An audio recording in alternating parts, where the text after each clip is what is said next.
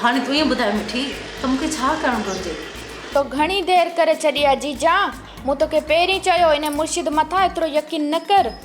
इहो आयो ई हिते तव्हां मथां कारो इल्मु करण लाइ, पर तो मूं मथां यकीन ई न कयो। हाणे अरबाब साईं जी हालत तव्हां अॻियां आहे। वते तो नंढड़नि ॿारनि ऐं नौकरनि सां रांदि कंदो, हाणे केरु संभाले हुनखे? पाण पैदल पंध में आयूं आ कहेगा देते हो, पाण पैदल पंध में आयूं आ कहेगा देते और इल्ले आए कुल्हत सजो लड्डो पा देते और इल्ले आए कुल्हत सजो लड्डो पा देते। मूं त निभाग एॾी वॾी ख़िदमत कई, मूंखे कहिड़ी ख़बर त असां सां धोखो करे वञी मलूका जे झोल में किरंदो। जेकर असां पहिरीं अम्मा वारे कामिल मुर्शिद खे वठी अचूं हा त अॼु इहे ॾींहं ॾिसणा न पवनि हा जीजा।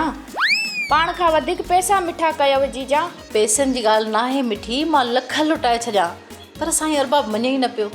ऐं मूं सोचियो त अरबाब साईं मुर्शिद साईं सां बुरो भलो ॻाल्हाए ऐं हू असांजे मथां नाराज़ थी वञे। हाणे जेका तुंहिंजी सलाह जीजा।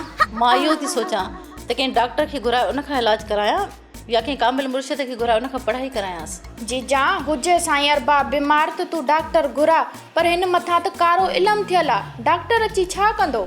इहा ॻाल्हि तुंहिंजी सही आहे। हिन बंगले मथां मूं मथां साईं जे मथां कारो इल्मु थियल आहे ऐं इहो सॼो कमु हुन मलूके जो थियल आहे। जीजा मलूका तव्हांखे कॾहिं बि कोन सहंदी।